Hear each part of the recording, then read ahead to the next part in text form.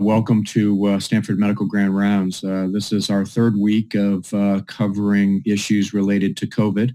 In the first 10-15 minutes, we'll devote it to the local situation of what's going on in Stanford medicine. And then we're going to turn it over to Nigam Shah, who is one of our faculty leaders in informatics, who will be talking about, and he's leading up a lot of the data science efforts around the COVID response. And Nigam will spend some time talking with us about the various models that are being created to look at things like the prevalence of the disease, the positive rates of the disease, and the models that have helped inform us for things like capacity planning. So with that, let me turn over to Megan Mahoney, who is a professor of medicine in primary care population health and is our incoming chief of staff. So thank you, Megan, very much. Okay. Thank you, Dr. Harrington. So as of today, all ambulatory providers are enabled with tools, technology, and training to provide video visits, and now have the access to computers that will allow them to administer these video visits at home. And this is quite an achievement steered by Topher Sharp and the digital health team. And currently, over 26% of visits across ambulatory are delivered virtually. And in primary care, over 75% are virtual, 50% by video and 25% by phone. So that's quite an accomplishment. And then now with universal enablement of video visits across ambulatory care, providers are able to engage with patients in routine care and chronic disease management. And this will help prevent the exacerbation of conditions that, if left unattended, would affect our capacity in the hospital and the ED at a time when we need those resources the most. So as I've heard earlier this week, cancer does not shelter in place, nor does poorly controlled diabetes, kidney disease, or pulmonary hypertension. And so likely it is time for us to go and reach out to our patients and to optimize the chronic diseases and the management of those. And just to bear in mind that those are the conditions that put an individual at higher risk for severe COVID-19 infection as well. We should also be thinking about reaching out to support shelter-in-place messaging and reassure our well patients who are coming to us who are very worried. And these efforts will all preserve the ED and hospital capacity. To date, over 1,200 patients have been tested for COVID-19 in ambulatory care. Many thanks to Express Care for setting up a safe location for testing. And our test positivity rate in the ambulatory setting continues to be around 7%. And here are some statistics that you can see based on the first 65 patients. You can see that the median age is 39. And then looking at the first 50 patients, at the frequency of their presenting symptoms, you can see that they largely reflect the published national and international data. Approximately 14% of our ambulatory patients have had to go to the ED at around 5 to 10 days into their illness. And most commonly, they're presenting with pleuritic chest pain at that time. Approximately 4% require hospitalization and pulmonary hypertension. Poorly controlled diabetes and immunosuppression are likely contributory risk factors. And additional efforts to preserve the ED and hospital capacity include identifying and testing COVID-19 patients who are at greatest risk for spread and those at risk for severe illness, and creating a center for COVID-19 patients that they can come to who would otherwise be headed to the ED, and this is part of that larger strategy. And then also, I'm very heartened to see Stanford's best researchers teaming up with operational leaders and also clinicians to conduct studies that will better define the epidemiology, pathophysiology, and define the best prevention and treatment interventions. And all of these efforts, hopefully, will buy some time for us to identify solutions and release pressure from the ED and hospital during this time. So finally, I wanted to take a pause, and many of my colleagues would say even take a deep breath To recognize our wellness during this time, our resilience and our resourcefulness during this rapid cascade of change that has taken place over the last week. And I really just wanted to recognize our ability to support each other. Over the last week, we have heard songs from Italy, bells ringing from India, and overflowing appreciation from our patients and colleagues. And I think we're reminded each day, we're reminding each other that this is why we chose to go into medicine in the first place. And we're there to support each other. So with that, thank you. And I'll turn it over to Dr. Ahuja, who will give us a report out on the hospital. Thank you, Megan. And this definitely is a relay race. I'm taking the baton over from Megan, but I will say one of the unanticipated, not unintended, but unanticipated consequences of this intense period has been the collaboration, the multidisciplinary, multi-department collaboration. I'll even add multi-institutional collaboration. We've talked to colleagues from different divisions, different departments such as surgery, anesthesia, et cetera, even pediatrics, where the volumes of COVID positive patients were not high, but the trainees are there. And how do our trainees in this climate learn effectively? And then, of course, institutions like Santa Clara Valley, how are they handling their PPE and their staffing, et cetera? So it's actually been a really interesting and wonderful ability to connect with people that you wouldn't necessarily have connected with before. Speaking to the general medicine inpatient wards, while our volumes have been relatively manageable, and I think this is in part because the ED volumes have been under control, about 47% of our inpatient admissions do come through the ED.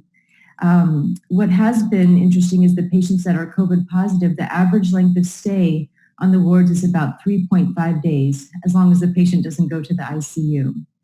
We've developed clinical algorithms with Dr. Rizk's guidance, and Julia Catton, Saloni Kumar, Megan Ramsey, and Shanti Kapagoda have been instrumental in creating the guidelines, and then Lisa Shea's reviewed from a quality perspective. And you should see those go live by the end of this week. They're going to go through court for approval today. There's been a lot of PPE training, and with the help of John Kugler, Angela Rogers, Malathi Srinivasan, and several others, including our chief residents, we're now having all house staff and faculty go through required PPE training on the inpatient setting. And you'll get a little yellow sticker. I think John Kugler is delivering them once you get your sort of a badge of honor, once you've had your PPE training, because we know how important that is. And then finally, I'll end before I pass the baton over to Dr. Rizk with, please do reach out if you have any questions regarding how to effectively see and bill and take care of patients, provide treatments, et cetera, including remdesivir. Reach out to us or our IB colleagues if you have any questions on that, and please stay safe. Thank you. Dr. Rizk. Thanks, Neera. I want to talk a little bit about the current status of the hospital and what we're planning for surge planning. In terms of our testing abilities currently, we can test almost 2,000 patients. We've been running in the 500 to 900 tests per day. The turnaround time right now is 24 hours. We're hoping to get the newly developed tests that can be turned around in 45 minutes for selected use in the ED and for healthcare workers. I think the blood bank has been another concern, but that also is in much better shape right now. It got to as low as 6 days of supplies for blood on hand, but recently it's gone up to 13 days with participation of so many volunteers to give blood. I want to talk a little bit about surge planning. I want to say the facilities part is moving right along. We've been actively working on recommissioning B2, and it will probably be ready by the end of the weekend, and B1 will follow. L4 and 500P, our new hospital, can be converted to all ICU beds with 20 negative pressure rooms within 4 days. And E2 over in our 300P facility can be converted to semi-private rooms. Can you show the next slide? We're also actively beginning to cohort COVID-19 patients. These are just thoughts about where they might be cohorted. Our initial take is that M7 is being cohorted already, and K4, which is an intensive care unit, is also being cohorted. Can I go to the next one?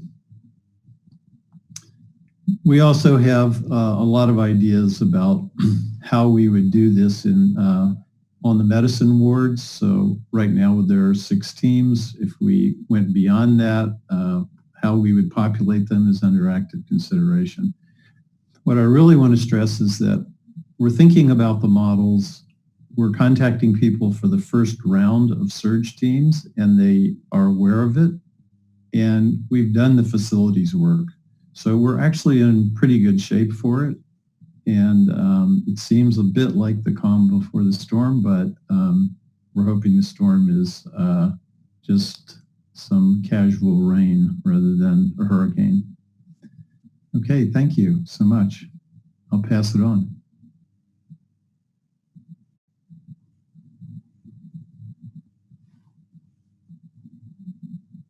Okay, great. Dr. Harrington, I think that's all. Am I missing any of our panelists for weekly updates? And for future updates, I want to mention we will have more on science. Dr. Mahaffey and his team will be providing more updates for us next week. And we will ultimately intermittently bring in other departments as well, including Dr. Shen again in the future. One other mention from transfusion medicine, just to add to what Dr. Rizk said, we're doing pretty good on blood products, but they are very concerned about shortages in the very near future, and they're going to keep us updated to keep everybody updated from a communication standpoint. They just wanted us to send over to you guys a relay that, please follow evidence-based guidelines, and they are available 24/7 to be reached out to if you have any questions about blood transfusions. And lastly, there is a blood drive today in the atrium until 3 p.m. today, so they wanted me to send that out to you guys. And then Dr. Harrington, I'll send it back over to you to introduce Dr. Shah. Great. Next up, we're going to have Nigam Shah.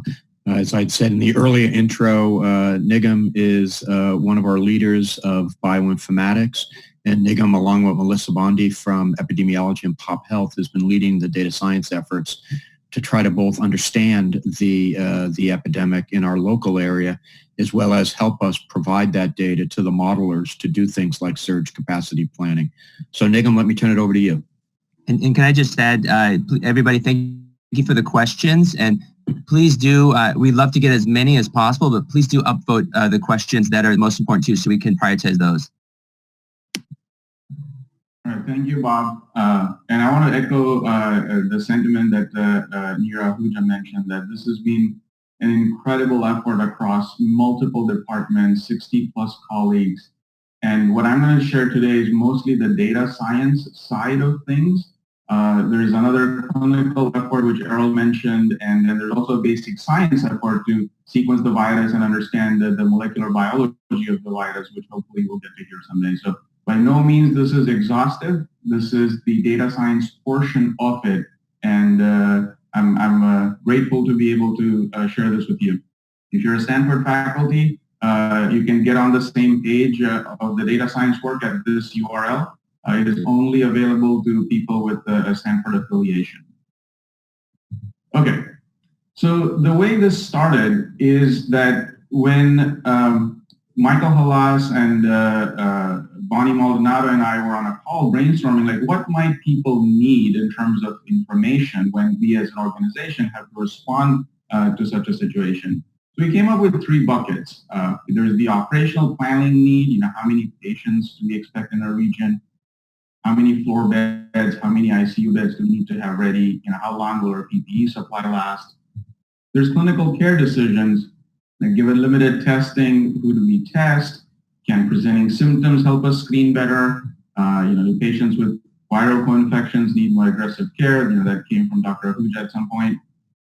And then research questions. How do we model population spread of this pathogen? And what are the characteristics of COVID patients presenting with things like impending respiratory failure? This is from Dr. Steve Ash.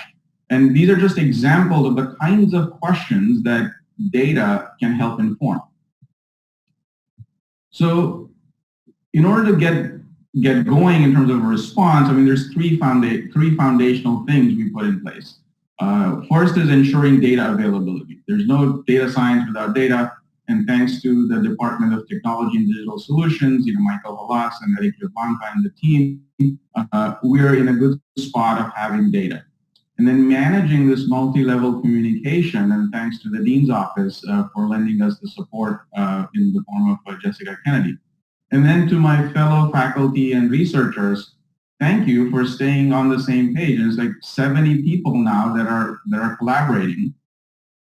So let's dive into the data science for the operational planning, which was the first bucket. So we're monitoring a few things at the regional level and a few things at the institutional level. And at the regional level, the county public health departments are sort of the source of information, and then the census of the county. And then institutionally, within a day or two of the response, we had these three data items going in the form of the report of the laboratory testing that Ben Pinsky's lab in pathology has been able to do, an ADT feed for the census and transfers, and also a document with the presenting symptoms of the patients coming in. So the regional data give us the growth rate of the problem and an estimate of the burden of the disease at a given point in time. And then the institutional data give us sort of the amount of the problem that is coming in to our facilities. These feed into three different modeling efforts, and Norm alluded to the hospital bed and resource utilization models, led by Kevin Schulman, Kristan Stoudemire. Then we're also doing projections at the county level to help other hospitals in the neighborhood. And then some of our faculty from PCOR are estimating case trends and impacts of policy to sort of model how do we get out of this and when can we hope to get out of this. And all of this, of course, informs our response in the form of surge planning, staffing impact, and a whole bunch of other things. So that's the overview. So let's double click and go in. So the key is to get the right inputs. And at the bottom, you see the names of people that have been involved in the work. And my apologies up front if I forget somebody. I've tried my best to capture everyone. So on the regional front, the growth rate, most people look at two things. We can either look at confirmed cases or hospitalizations. Fortunately, we have not had that many deaths in our region. And so this is what it looks like for the Santa Clara County. This is from end of February onwards, and the blue line is the confirmed cases reported by the County Department of Public Health, and the orange line is the number of people hospitalized, again reported by the same source.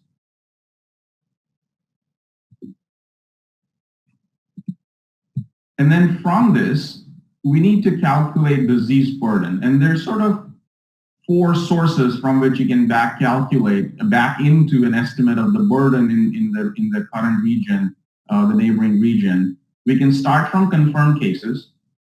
Obviously, that is subject to availability of testing, so it's a gross, it doesn't estimate a good population prevalence.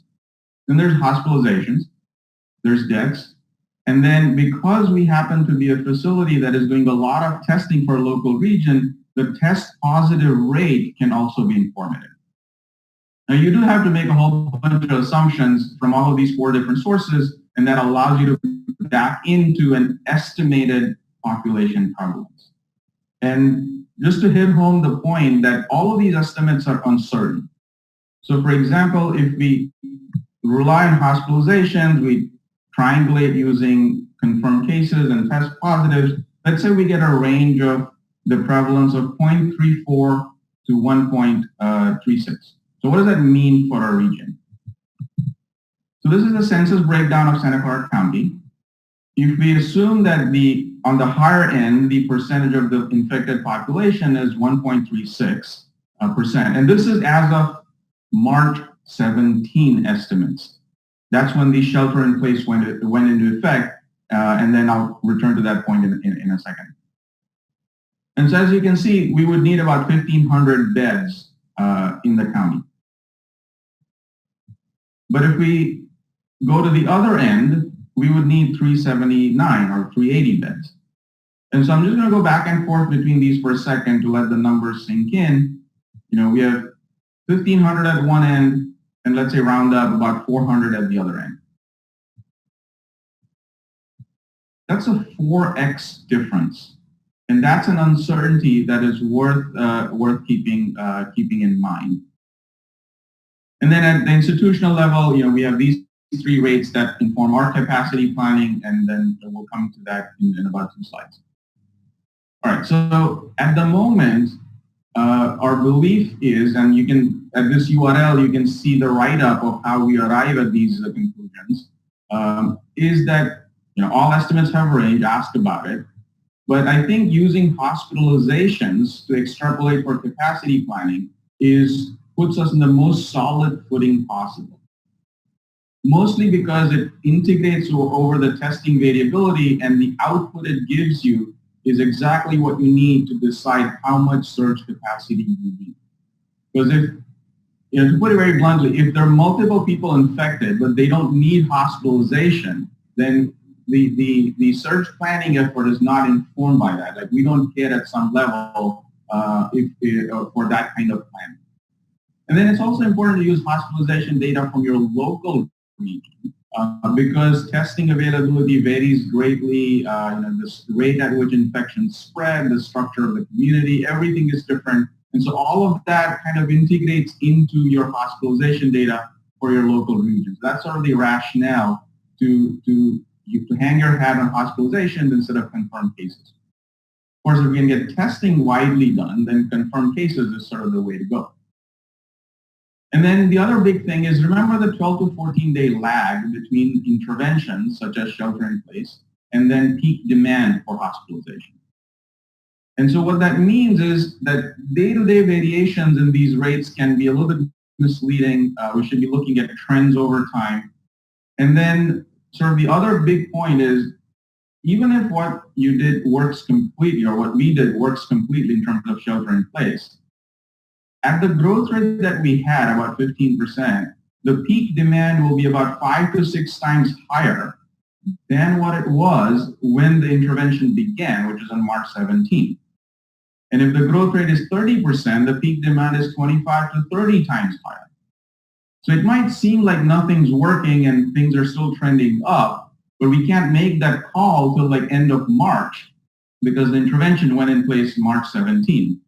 And as most of you might have seen on TV, not everybody's following. People are still gathering up on beaches and stuff. So we might see a few more days of lag as well.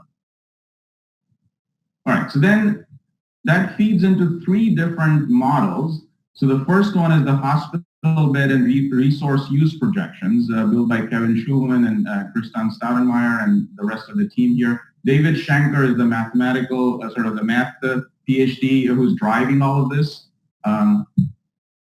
And originally we had it for our own use, and we've put it online. It will become publicly available as soon as we're done, testing and stability examinations. But what it allows you to do is to input your hospital's capacity, the doubling time in your neighborhood ideally estimated from your regional hospitalization rates, and then get you an estimate of when will you hit peak capacity. This is fake data, so don't read too much into it. It's a hospital with 100 ICU beds and 220 medicine floor beds and so on. So don't tweet out these numbers that ICU capacity is going to be met in 23 days. And then to broaden sort of the circle of sharing, we have county level projections. And again, this tool was built by this team, and you don't have to enter the county census. It pulls it from public data sources, and you can either hang your hat on confirmed cases, which everybody has, or hospitalizations if you have that.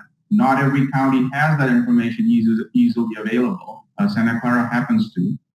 And then you can change your assumptions about how many days are you willing to believe that a symptom appears in an infected person, and how many days ahead, and so on. And then it gives you an aggregate estimate that at the county level, when will you hit the total bed capacity? And then finally are these epidemiological models that capture the spread of the infection, duration of infectiousness, and so on. So the point is they have more parameters, so they have more assumptions. They're harder to build. And some very talented individuals, led by Joshua Salomon and Eran Ben David and Jeremy Goldhaber, people are working on this. There's like 40 other people involved, I'm told, from multiple other institutions as well. And so the point I want to stress that is data sharing, and data sharing makes models better. This screenshot is from UW Medicine, and I applaud their pathology department for putting this up because it shares not only the rates, the 7.8 number that you see, but it is also sharing the actual counts. And counts allow you to fit trends and get your own estimates about doubling times and so on.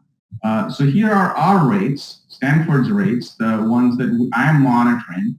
I obviously have the counts, and they are being reported to the county.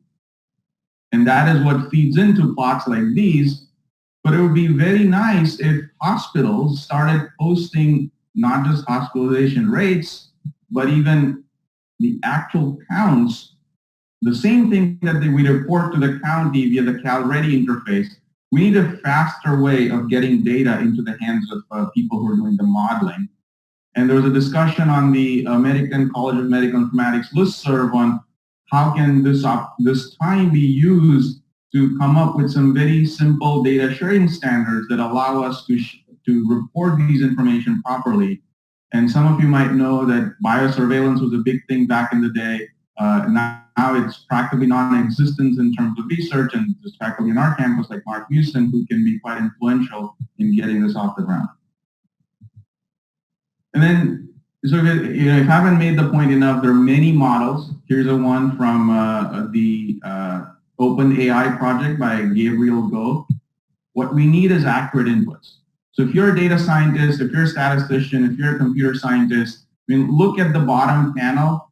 There's like 12 parameters, 11 parameters that need to be inputted. If you can figure out a way to get good bounds on what number to put here, what level to set this slider to, you will be helping your institution, you'll be helping your county, you'll be helping your state. We need accurate inputs. All right, so that's on the modeling front. I'll spend a minute or two on, along with the data coming in, like what clinical care insights that we've been able to generate early on. The first one was noted by our colleagues in the emergency department that about 9% of individuals have a co-infection with other respiratory viruses. And we were asked to share this widely, and so we used Medium as a platform for publishing this. Then, we also looked at presenting symptoms. We're still looking at presenting symptoms for COVID positive patients. But when we look at other respiratory viruses on whom we have lots of ground truth, turns out that symptoms may not reliably distinguish from other respiratory viruses. And that's relevant for any group that's trying to build a symptom checker. Obviously, COVID might be specific enough, and when we have enough data, we can verify that hypothesis. And then finally, to zoom out a bit, what we urgently need is population level insights. And this on the left is the Stanford coronavirus study led by Eleni Linos and Julia Simard. I think Melissa Bondi is also involved, the Center for Population Health Sciences, David Drekoff. And the URL is below. It is a partnership between epidemiology and dermatology. So I urge you to spread this widely and get people to fill it out. And then Rusty Hoffman, who is the medical director of digital healthcare integration, he's been working on getting something more proactive, which can track people over time by zip code, by age, and in a very privacy-preserving, consented manner. And that effort is called the COVID counter, and we hope to be launching that very soon. And all in an effort to get an estimate on what are we looking at, like what parameters should we feed to our different models. So a lot of work ahead that remains to be done. Can we predict recovery, hospital discharge, and survival? I mean, these are active projects by the faculty I've mentioned there.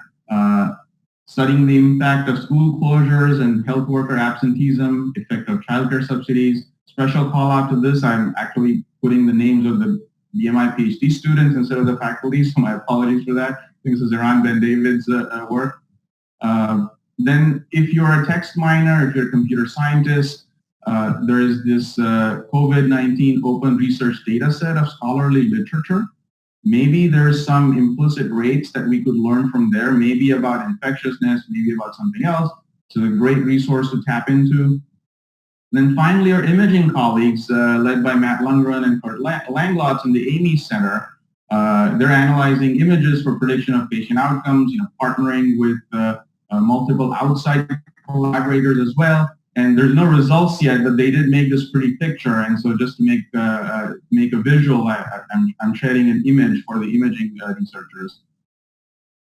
And then finally, the medical students, Jonathan Liu, Marcelo Chang, and Birju and Keith Morse, who are the clinical informatics fellows, they've set up this URL that's open to anybody to submit your frontline burning questions. We can't make promises, but we'll try to answer them to the best of our ability with the data that we have on hand. So that's sort of the overview, and I'll pause here, and I think that's my last slide. Okay, great. Dr. Shah, thank you so much for that. And I would just mention that you'll be also discussing a little bit more at the Department of Medicine grand rounds as well, among other topics, which we'll mention again one more time. So I'd like to move on to our questions. Thank you again to everybody for asking questions and for upvoting questions. The most popular question we'll start with comes from Jason Mahoney. Do we have a serology test coming online at Stanford to help identify immune healthcare providers? It might help during a surge and help who should be wearing what PPE. Additional question, do we have any evidence that those providers should be immune or not? Dr. Tompkins, maybe. I know Dr. Ahuja, we've chatted about this as well. Any thoughts to that question? I don't have any data about that. I don't know who's doing it. I certainly know there are a lot of people who are very interested in that, but personally I don't know who. It makes a very good point, however, that would be, we don't know if it's protective immunity, by the way. It would be an antibody response that would certainly help with epidemiological studies, surveillance, but it would also have to be shown that those were protective antibodies. One would hope they would be. And I'll just add, I know there are folks working on this, but in the monkey studies, the antibodies do show immunity, which is promising, so more to come. And Jason, to your point, us on the hospital side, I've been asking about that same question. So as soon as there's data, and Dr. Ahuja connect us, Dr. Nadeau, they're working on, the hospital is testing multiple serology kits as well as their own. So they're definitely working on this. So as soon as we hear something, we'll of course let you know. We personally want to know as much as anybody. And I also am, Dr. Winslow might have him come on the future grand rounds to talk specifically about the question of and looking at the science that we have about the immunity or not to give us a better sense. But we're still trying to figure that out. Thank you for that question. This is Norman. Tom Montine's group in pathology is working on an antibody assay. There's also some people in the ID section. And there's interest in the therapeutic possibilities of pooled plasma that are antibody rich against the organism. So there's a lot of commercial vendors interested in that as well. Great, thank you very much. That's also encouraging. So next question, Gabriel Birzu, I'm going to paraphrase it a little bit, but the President of the United States in the past few days repeatedly discussed reversing shelter in place. There were a number of institutions that sent a letter opposing this. Stanford wasn't part of this. This is really more of a question to really the whole Stanford School of Medicine. We're at the grand rounds. We'll see if we can answer that. But what's our take of the possibility of reversing shelter in place? I think it's a very complex. Maybe I can start. I think it's too soon. I do not think we should reverse it at this time. We're still, on the plateaued potentially uptick of the graph. In the next few days, as we look at the doubling time of the virus, will be more informative, but it's too soon, so stay sheltered. Yeah, I just wanted to add, I think it would be devastating to reverse the order at this time for several reasons. One is that we are really actively trying to conserve as much PPE and testing kits at this point, and by being able to ensure our patients that they can stay home, they should abide by shelter in place. They don't need to come in for testing. They might even have coronavirus, but they don't need to come in for testing. We can then prioritize the populations that we really think are important to test to limit the spread and to identify those who are at risk for severe illness. And so by being able to use the shelter-in-place order, we've been able to free up resources and devote them to populations that we really want to focus on. So I think it would absolutely be a setback if we were to reverse it at this time. And maybe, Errol, we can get Nigam to weigh in on, he's looking at this, and you saw a hint of this in his data. I agree with Drs. Mahoney and Ahuja. This could be a potential catastrophe if we put aside the social distancing policies now. But if Nigam's still on, Nigam, why don't you give us, based on the data, what your insights are? Yeah, I'm here. I mean, I'll make a very simple logical argument. We started this experiment around March 17. It takes about 14 days for the experiment to read out. It makes no sense to abort the experiment with 4 or 5 days to go.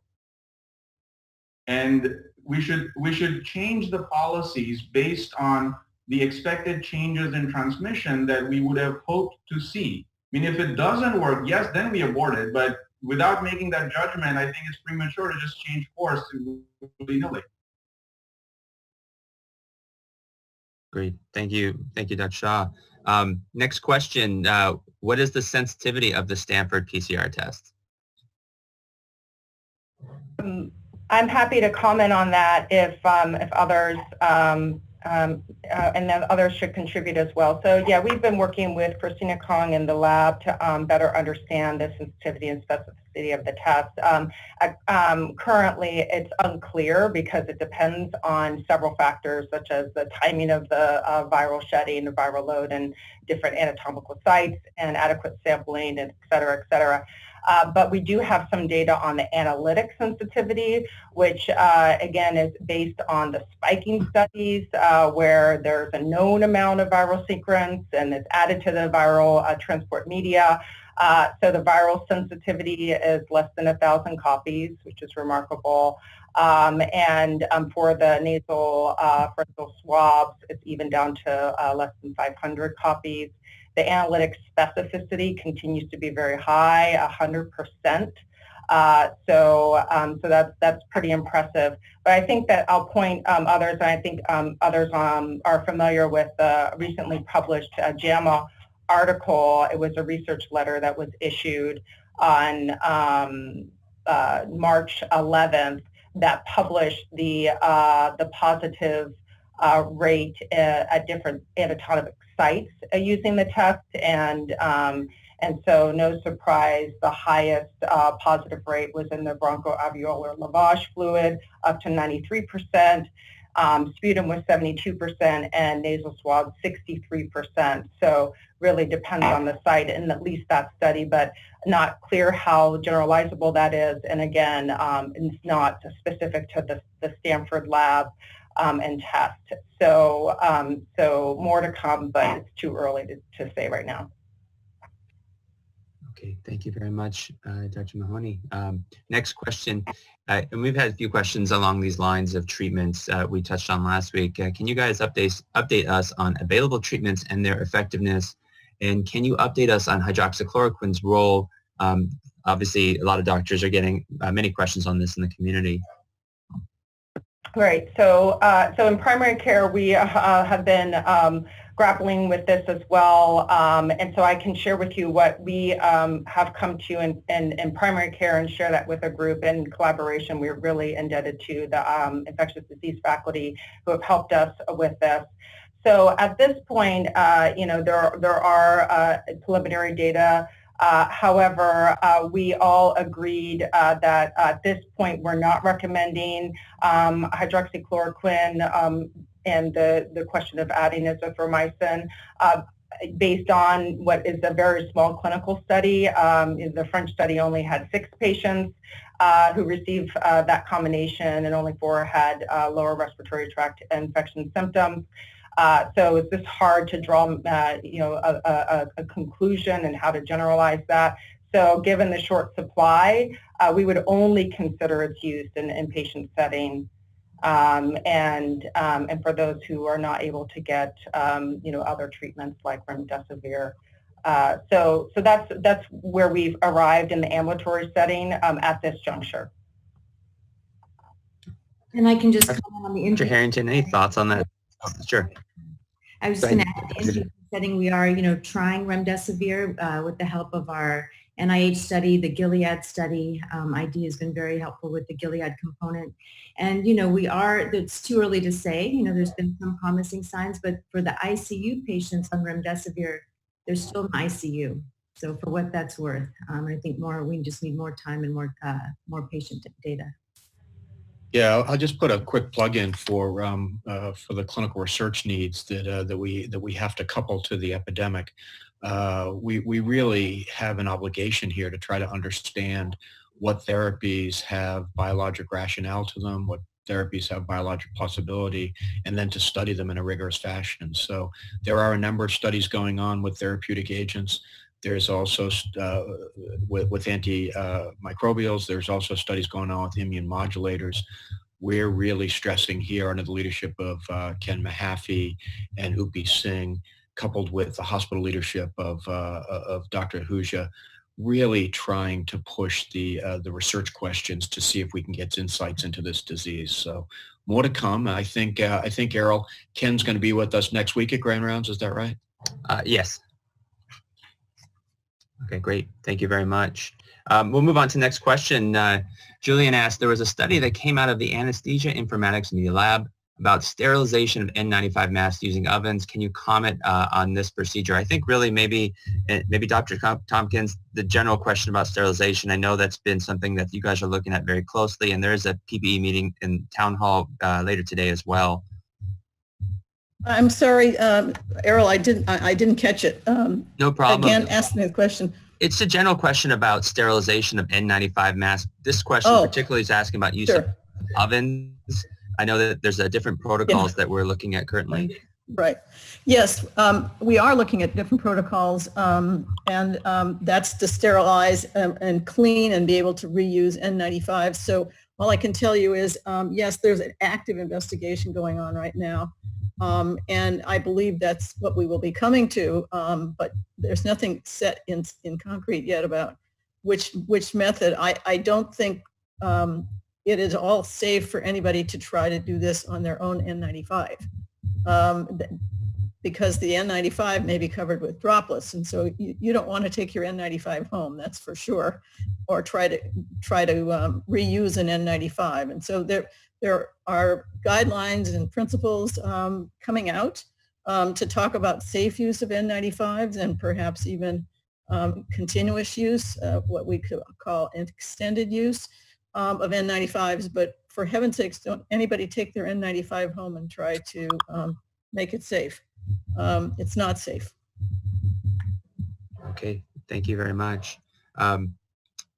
Next question, if there was a healthcare provider that was tested positive for COVID-19, how long afterwards does that person have to wait before they can come back to work? I can answer that. The county's recommendation, and the one that we're using, is self-quarantine for 14 days or 7 days after resolution of symptoms, whichever is longer. And then there still is a discussion going on about whether everyone should have a follow-up test to confirm that they're negative. I can't tell you the answer about that, but I can tell you that it's 14 days or 7 days after resolution of symptoms and feeling better, whichever is longer. That's the county's recommendations, that's the CDC's recommendation, and that's what we're doing here. Different counties have said, depending on where you live, how many follow-up tests, if you need any follow-up tests. In other words, a test before you return to work. And it's unclear. San Mateo County, for instance, says one thing. Santa Clara County says we don't need to test before you can return to work. So I think we'll have to make our own decision about whether we want to do that. And it would be mostly, I think, to reassure people that it's safe to come back to work if we do decide to do one test at the end of that period of time. Okay, thank you very much. So more to come on testing for that scenario. Dr. Elizadeh asks, a recent Chinese preprint linked the blood type groups to COVID-19 infections, mortality risk, and confirmed that this might be useful for risk stratification. Among Stanford tested patients, do we have any data on that? Dr. Hollenhorst commented that they are looking into that right now. Dr. Hollenhorst is from transfusion medicine. And do we have any thoughts about that as well? It sounds like it's something that's in process and it's very early on to understand where that role might play. I would assume so. So why don't we table that question? It sounds like we don't know the answer to that question just yet, but it's something that is being looked at Stanford, and we'll definitely bring that back up again once we have more information. And Dr. Hollenhorst, I'll work with you to keep us updated on that. So this next question is pretty vague. Are we not doing well? I think we're doing, I think in general, everybody's doing wonderful. So thank you. We'll move on to the next one. One question here, I don't know if we have the answer. Will you screen blood donors or samples at the Stanford Blood Bank? I don't know if anybody on the panelist side has the answer to that. If not, we could discuss with transfusion medicine and try to get back to you about that question. I have the answer. It's not Great. required, and the National Society guidelines do not advance it because there's no evidence it's transmitted by blood transfusions. Okay, great. Thank you very much. This one question was brought up a couple weeks ago.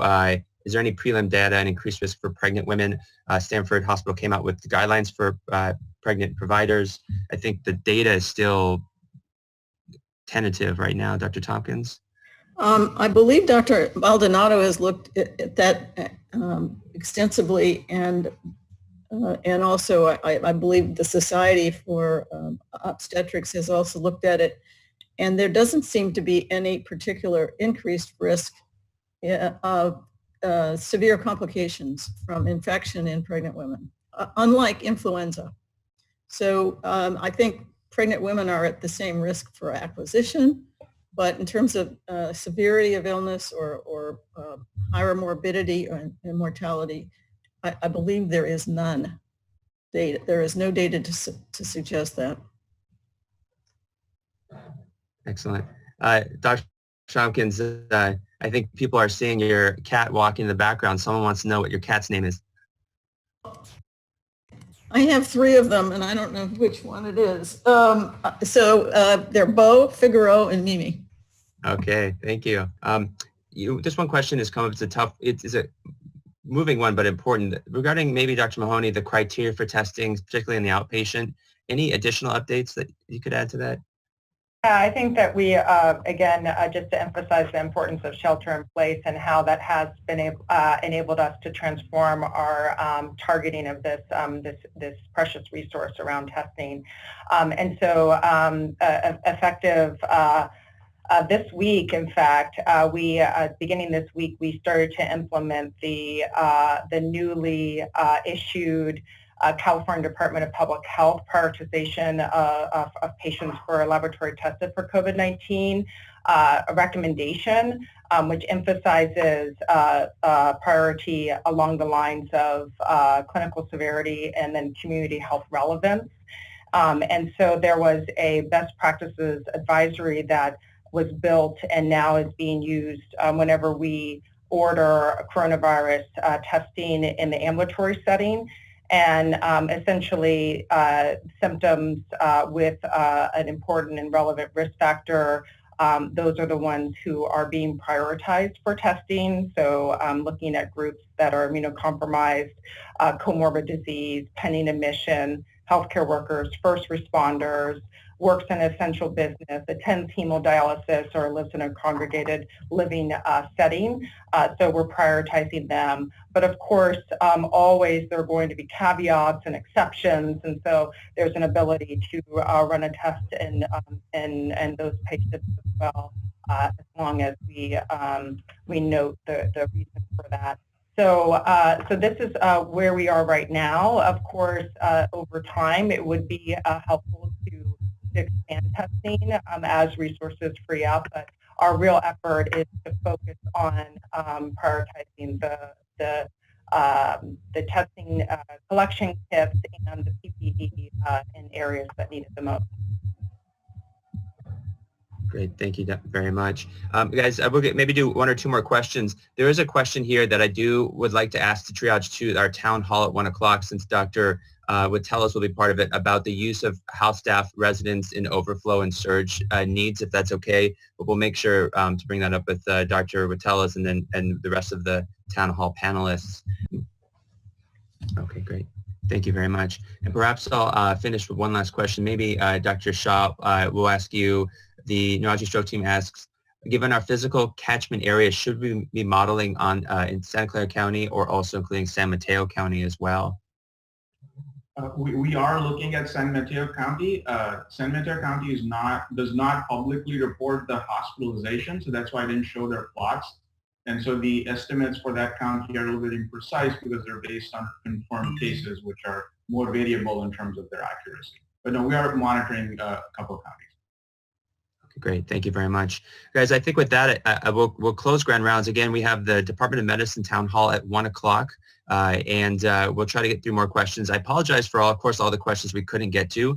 We are also looking to integrate questions that were sent in before to our website as well, so we can combine questions and make sure we get all the resources or get the right people to get the best answer possible for you. So please also submit those answers as well, and we'll try to do our best to get as many answered in the future. I just want to thank our panelists again so much for everything you guys are doing and for joining us today, and we'll see you all guys soon. Thank you very much.